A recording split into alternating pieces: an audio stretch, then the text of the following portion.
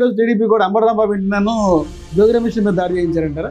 సాక్షాత్తు ఎమ్మెల్యే దగ్గర నుంచి చెప్పించారని చెప్పి సాక్షాత్తు మీడియాకు దాడి చేయటం అనేది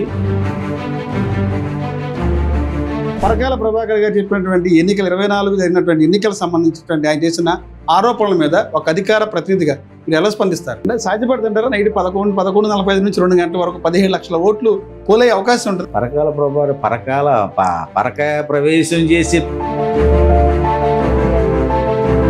టీడీపీ పార్టీలో 2 గ్రూపులుగా ఉన్నది.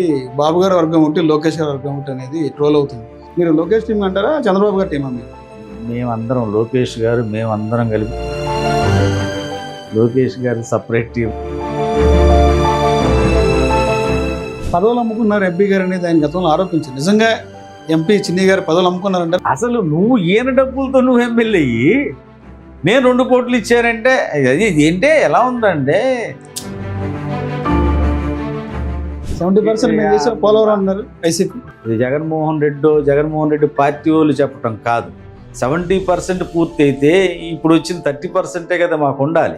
20 నెలల కాలంలో రాష్ట్రంలో గతానికి ఎలా ఉంది, ఇప్పుడు కుటుంబం వచ్చిన తర్వాత ఏమన్నా మార్పులు వచ్చిన రాష్ట్రాలు ఏం చెప్తారు? ఒక ముఖ్యమంత్రి అంత ఐరైన వలయాన్ని సృష్టించుకుంటే ఇక సామాన్యుల పరిస్థితి ఏంటి? నీకెంత భయం ఉంటే అప్పులు తెస్తున్నారు అని అంటున్నాడు. ఓకే, నువ్వెంత అప్పులు తెచ్చావో చెప్పు.